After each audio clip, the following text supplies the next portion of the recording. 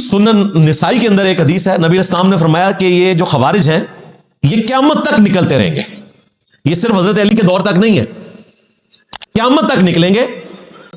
اور قرب قیامت میں یہ خارجی دجال کے ساتھ مل کر مسلمانوں کے خلاف لڑیں گے.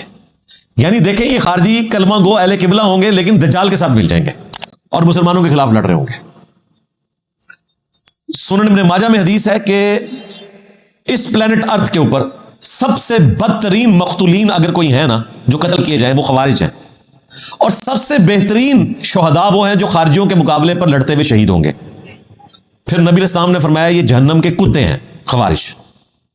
بخاری مسلم کی جو میں نے آپ کو حدیث بتائی ان میں حضرت علی کا ایک فرمان یہ بھی ہے کہ اگر مجھے خطرہ نہ ہو کہ تم اپنی آخرت کے معاملے میں بے فکر ہو جاؤ گے تو میں تمہیں نبی علیہ السلام کی وہ بشارتیں سناتا جو خوارج کے ساتھ قتال کرنے پر آپ نے دی تھی، کہ اتنا بڑا اجر ملنے والا ہے کہ مجھے خدشہ ہے کہ تم لوگ کہو کہ اس کے بعد ہمیں کوئی نیکی کا کام کرنے کی ضرورت ہی نہیں ہے. جن لوگوں نے جنگ نہروان میں حضرت علی کے ساتھ شرکت کر لی تو یہ نیکی ان کے لیے اتنی بڑی نیکی ہوگی. انہی حدیث میں ایک حدیث بخاری مسلم میں جس میں سیدنا علی کہتے ہیں کہ میں آسمان سے زمین پر گر پڑوں یہ تکلیف تو مجھے گوارا ہے، لیکن یہ چیز گوارا نہیں کہ میں رسول اللہ کے اوپر کوئی ایسی بات منسوب کروں کہ جو آپ نے نہیں فرمائی. یعنی حدیث گھڑنے کا گناہ اس کا وبال اس سے بڑا ہے کہ کوئی شخص آسمان سے زمین پر گر پڑے. یہ فرمانے کے بعد پھر آپ نے جنگ نہروان کے لیے اپنے فوجیوں کو تیار کیا اور کہا کہ یہ بشارتیں ہیں نبی علیہ السلام کی کہ تم بہترین کام کرنے جا رہے ہو جو خوارج کے خلاف قتال کر رہے ہو. ظاہر ہے وہ پہلے حضرت علی کی فوج سے تھے تو لوگ ریلیکٹنٹ بھی تھے کہ دیندار ہیں، نمازیں پڑھنے والے ہیں. یہاں پہ بھی ہماری فوج کے اندر بھی بیچارے جو دیندار سادہ طبیعت کے لوگ ہیں وہ بڑے ریلیکٹنٹ رہے ہیں جب ٹی ٹی پی کے خلاف یہ سارے معاملات ہوئے کہ جی یہ تو داڑیاں رکھی ہوئی ہیں انہوں نے تو ہم ان کے خلاف کس طرح قتال کر سکتے ہیں. پھر انہیں بتایا گیا بھائی ان کی داڑیوں سے ان کی نمازوں سے دھوکہ نہ کھائیں، یہ مسلمانوں کے قتل کے درپے ہوئے ہیں اور اسلام سے بھی ان لوگوں کا لینا دینا کوئی نہیں ہے. یہ بھی میں آپ کو بتا دوں، ہمارے ایک بڑے قریبی دوست ہیں، کرنل رینک سے وہ ریٹائر ہوئے ہیں. بلڈ اپ ان کا تبلیغی جماعت میں ہوا تھا، لیکن پچھلے کچھ 6-7 سال سے وہ آلموسٹ اس پلیٹ فارم کے ذریعے رسول اللہ صلی اللہ علیہ وآلہ وسلم کے ساتھ جڑ چکے ہیں. تو انہوں نے مجھے خود اکیڈمی میں آ کے یہ بات بتائی. وہ کہتے ہیں کہ میری آلموسٹ 5 سال تک ڈیوٹی رہی ہے 2011 سے لے کر 2015 تک، یعنی سوات آپریشن میں بھی وہ شامل رہے اور اس کے بعد جو یہ ضرب عصب ہوا اس میں بھی شامل رہے. بلکہ وہ کہہ رہے تھے یہ پورا وزیرستان اور یہ ایجنسیز کا ایریا جتنا تھا اس کی ساری ذمہ داری میرے پاس تھی. اب وہ دیندار ہیں اور اس زمانے میں وہ تبلیغی جماعت کے ساتھ جڑے ہوئے تھے، یعنی فرقہ دیوبندیہ سے ان کا تعلق تھا جس فرقے کی ٹی ٹی پی جماعت ہے. تو آپ یہ بھی نہیں کہہ سکتے کہ کوئی مسلک کا اختلاف ہے تو کوئی ایسی بات کر رہے ہیں. وہ کہتے ہیں مجھے باقی باتوں کا تو نہیں پتا لیکن جو چیزیں میں نے خود ایکسپیرینس کی ہیں وہ میں آپ کو بتا دیتا ہوں. اتنی حیران کن باتیں انہوں نے بتائیں. وہ کہنے لگے جب ہم نے خود کش حملہ آور ان بچوں کو 16 17 18 سال کے بچے پکڑے، وہ کہتے ہیں جب بچوں کو ہم نے پکڑا تو ہم ان کا میڈیکل بھی کرواتے ہیں، باقی ساری چیزیں بھی ظاہر ہے بعض اوقات کوئی ایسی بیماریاں ہوتی ہیں جو پھیل جاتی ہیں، ان کا ایک پورا ایس او پی ہے جو فالو کرتے ہیں. تو کہتے ہیں وہ سارے بچے جو تھے ان سب بچوں کے ساتھ بدفعلی ہوئی تھی. یہ میں آپ کو حیران کن بات، آپ کو میں ان کا وہ اصلی چہرہ بتا رہا ہوں جو انہوں نے مذہب کا لبادہ اوڑھا ہوا ہے، داڑیاں اور پگڑیاں رکھ کے. ویسے تو آپ کو پتا ہے کہ یہ افغانستان میں بھی اور کے پی کے علاقے میں اس قسم کی ایکٹیویٹیز ہوتی ہیں، اس کو آلموسٹ انہوں نے کوئی مذہبی درجہ ہی دے دیا ہوا ہے الا ماشاء اللہ. تو کہتے ہیں ہم نے ان بچوں کے جب انٹرویو کیے اور ان سے پوچھا کہ بھئی یہ کیا آپ کے ساتھ انہوں نے کیا ہے، تو انہوں نے کہا کہ یہ ہم سے ہمارے وہ جو بڑے فوجی ہیں وہ بدفعلی کرتے تھے اور وہ ہمیں کہتے تھے ہم آپ کی پریکٹس کروا رہے ہیں کیونکہ پاکستانی فوج جب آپ کو پکڑے گی تو آپ کے ساتھ یہ کچھ کرے گی. اندازہ کریں. حالانکہ ہمیں پتا ہے پاکستانی فوج میں کوئی تصور بھی نہیں کر سکتا اس طرح کے عمل کا. اتنا آرگنائزڈ کام ہوتا ہے، ایس او پیز ہوتے ہیں کہ اس میں کوئی انڈیویجول کوئی ایکٹیویٹی پرفارم ہی نہیں کر سکتا. پی ایم اے کاکول کے اندر ہاسٹلز ہیں نا، کبھی کوئی ایک آدھ واقعہ کوئی سوڈومی کا اس طرح کا رپورٹ ہو، نہ وہ آفیسر بچتا ہے اور نہ اس کے کوئی سہولت کار بچتے ہیں. ویسے تو یہ کوئی سالوں میں کوئی ایک آدھ واقعہ اس طرح کا رپورٹ ہوتا ہے. آپ یہ نہ سمجھے کہ یہ کوئی مدارس سسٹم ہے کہ جدھر بادشاہ سلامت ہوتا ہے آپ کا مفتی اعظم جو مرضی کرتا رہے. وہاں پورا نظام ہوتا ہے. ظاہر ہے اس طرح تو پھر فوج نہیں چاہ سکتی نا اگر یہ سارے کام ہوتے رہے. تو بڑی سختی کے ساتھ معاملات کو دیکھا جاتا ہے, اور اس طرح کے معاملات میں تو آپ سوچ بھی نہیں سکتے کہ کوئی اس طرح کی ایکٹیویٹی پرفارم کرے.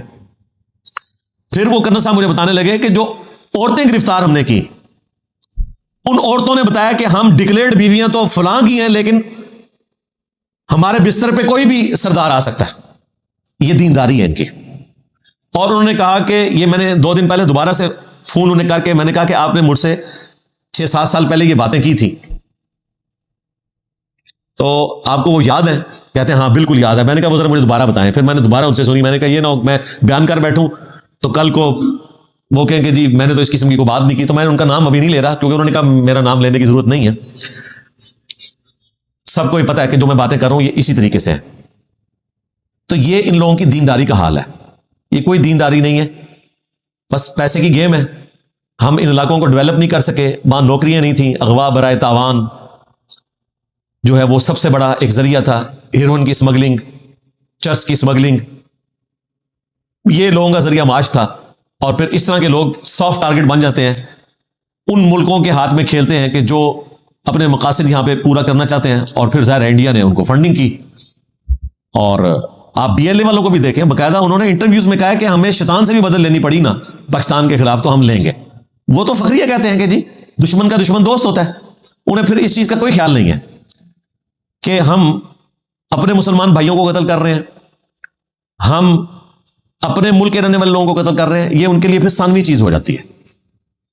یہاں پر بھی آپ دیکھیں جو لوگ ٹی ٹی پی کے خلاف بولتے ہیں اور پاکستانی فوج کو ابھارتے ہیں کہ جی ان کے خلاف آپ قتال کریں, فوجی آپریشن لانچ کریں, لیکن جب بی ایل اے کی باری آتی ہے تو چونکہ وہ سیکولرز ہیں تو وہاں کہتے ہیں جی آپ ان کے ساتھ مذاکرات کریں. او بھائی مذاکرات ان کے ساتھ اتنی دفعہ ہو چکے ہیں. یہ لوگ لاتوں کے بھوت ہیں, یہ باتوں سے ماننے والے نہیں ہیں. اور جنہیں شوق ہے نا مذاکرات کرنے کا, تو میں تو گورنمنٹ سے اپیل کروں گا کہ ان تمام سیکولرز کو نا بی ایل اے کے پاس مذاکرات کے لیے بھیجیں, تاکہ جب یہ یرغمال بنے نا وہاں جا کے اور ہم انہیں چھڑائیں, پھر انہیں پتہ چلے کہ ان کا علاج کیا ہے. یہ کون سی دینداری ہے, یہ کون سی آزادی ہے جس میں آپ نہتے بچوں کو قتل کرتے ہیں جن کا کوئی لینا دینا نہیں اس پورے معاملے کے ساتھ.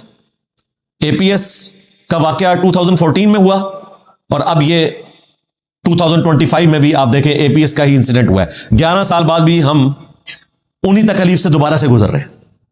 تو مذاکرات والا معاملہ نہیں ہے. ان کا علاج صرف تلوار ہے, قتال ہے, بندوق ہے.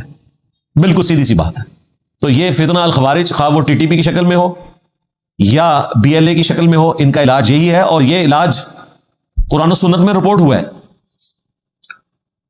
سورۃ الحجرات کی آیت نمبر 9 میں اللہ تعالیٰ نے فرمایا ہے فَقَاتِلُوا الَّتِي تَبْغِي حَتَّى تَفِيءَ إِلَىٰ أَمْرِ اللَّهِ, قتال کرو باغیوں کے ساتھ یہاں تک کہ انہیں اللہ کے حکم کی طرف واپس لے آؤ. اس وقت تک ان کے ساتھ قتال کرو. یعنی مسلمانوں میں بھی اگر کوئی گروہ باغی ہے تو آپ نے اس کے ساتھ قتال کرنا ہے. یہ مسلمانوں کے کانٹیکسٹ میں بات ہو رہی ہے.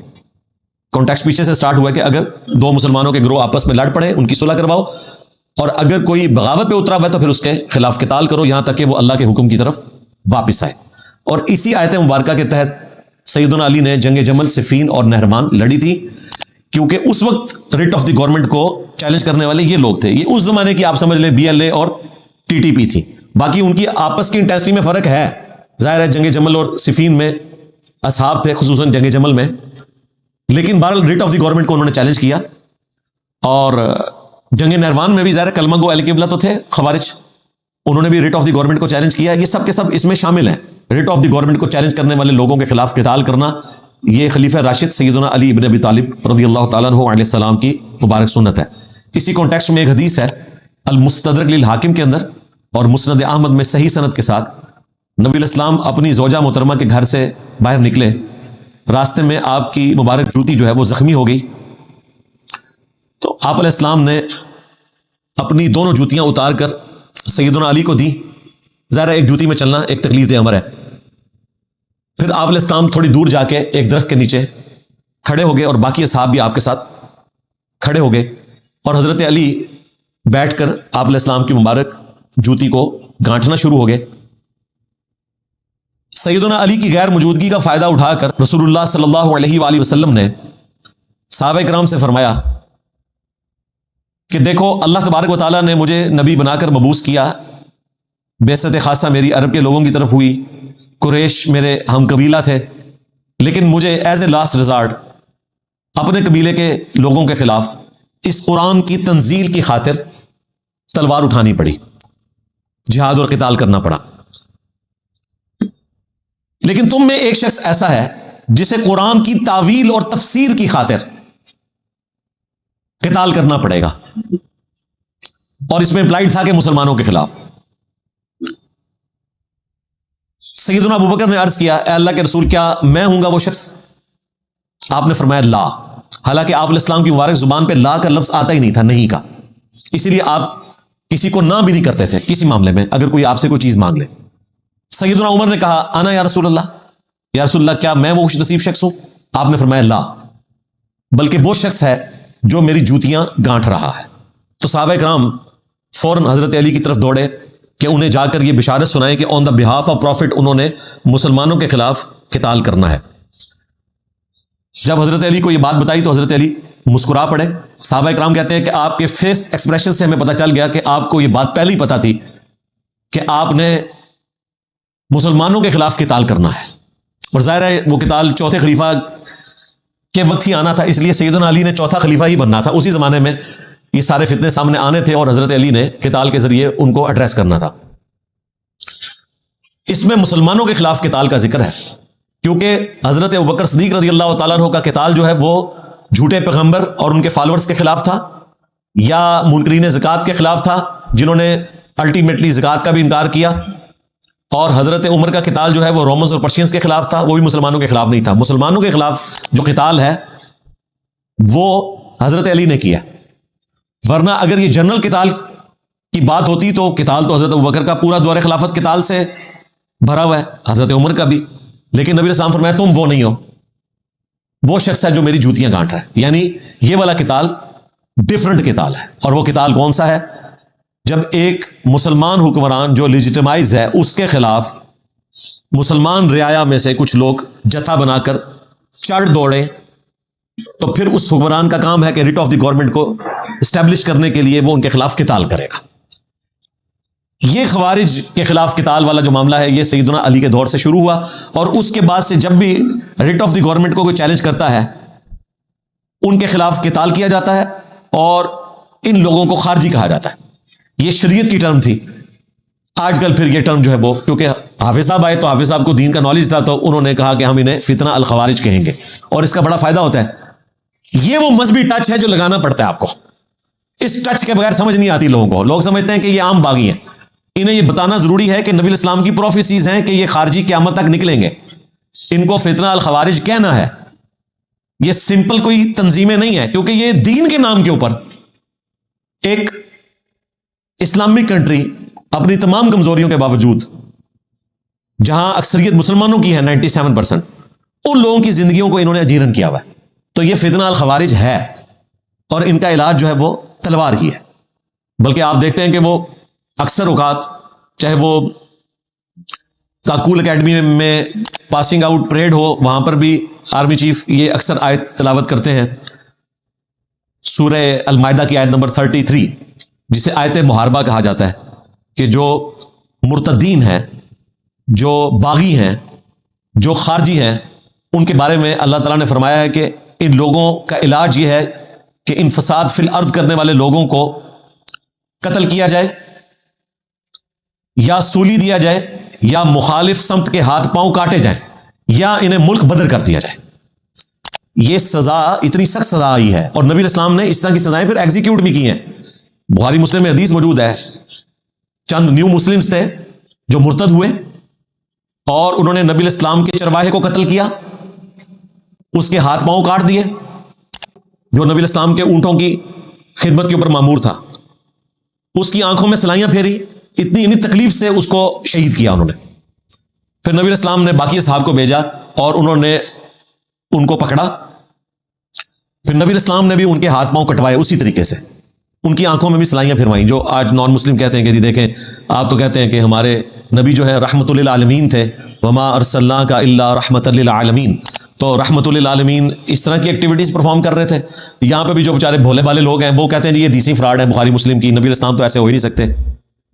اللہ کے بندو, اگر یہ حدیثیں فراڈ ہیں تو قرآن کی آیات فراڈ ہیں نعوذ باللہ, جن میں آیت محاربہ کے تحت ہاتھ پاؤں کاٹنے کا حکم ہے, سولی دینے کا حکم ہے, فساد فی الارض کرنے والوں کو. حتیٰ کہ سورہ المائدہ میں آیا کہ جان کے بدلے جان, آنکھ کے بدلے آنکھ, کان کے بدلے کان, ناک کے بدلے ناک, دانت کے بدلے دانت, اور ہر زخم کے بدلے اسی لیول کا زخم یہ لگایا جائے گا, یہ سزا دی جائے گی. تو نبی الاسلام نے بھی وہ سزائیں دیں ان کو جو انہوں نے رسول اللہ صلی اللہ علیہ وآلہ وسلم کے چرواہے کے ساتھ ایکٹیویٹی پرفارم کی تھی. لہٰذا یہ سزائیں کوئی ظالمانہ سزائیں نہیں ہوتی ہیں, ان سزاؤں کی وجہ سے ڈیٹرنس ہوتی ہے, چند ایک کو سزا ہوتی ہے اور ڈیٹرنس باقی لوگوں کے لیے بن جاتی ہے. یہ اس میں سے فائدہ نکلتا ہے. الحمدللہ اللہ کا شکر ہے آج کل پھانسی کی سزا سے وہ پابندی بھی اٹھی ہوئی ہے, ورنہ یورپین یونین کے کہنے پر پابندی تھی. پھر جب یہاں پہ دہشت گردی کی ایکٹیویٹی شروع ہوئی تو پھر پاکستان کو خیال آیا کہ نہیں, دہشت گردوں کو جب ہم قتل نہیں کرتے ہیں تو جیل میں رہ کر ان کی امید لگ جاتی ہے کہ کبھی نہ کبھی تو چھوٹ جائیں گے. تو پھر انہوں نے اس پابندی کو اٹھایا یورپین یونین کے خلاف جاتے ہوئے. اس لیے آپ دیکھتے ہیں کہ کچھ عرصے بعد خبر آتی ہے کہ آرمی چیف نے اتنے لوگوں کی قتل کی سزا کے اوپر سگنیچر کر دیے فوجی عدالتوں سے. تو اس کی وجہ سے فائدہ ہوتا ہے, ڈیٹرنس ہوتی ہے. دیکھیں ہم نے پوری ذلت کاٹنے کے بعد یہ چیز سیکھی ہے کہ یہ جو اسلام کی سزائیں ہیں نا, یہ سخت ضرور ہیں لیکن ڈیٹرنس والی ہیں. جرم کو روکتی یہی سزائیں ہیں. اگر قتل کے بدلے قتل نہیں ہوگا تو فساد فی الارض رک نہیں سکتا. تو یہ پھانسی کی سزا اس حوالے سے, قتل کی سزا ایک بہت بڑی نعمت ہے ان لوگوں کے لیے جو سکون سے زندگی گزارنا چاہتے ہیں. ادروائز اگر قانون کی حکمرانی نہیں ہوگی پھر آپ دنیا میں سکون کی زندگی گزار نہیں سکتے. جس کو بھی غصہ آئے گا, غصے کا الٹیمیٹ نتیجہ یہی نکلتا ہے کہ انسان کہتا ہے کہ اس کی زندگی میں ایسے چھین لوں.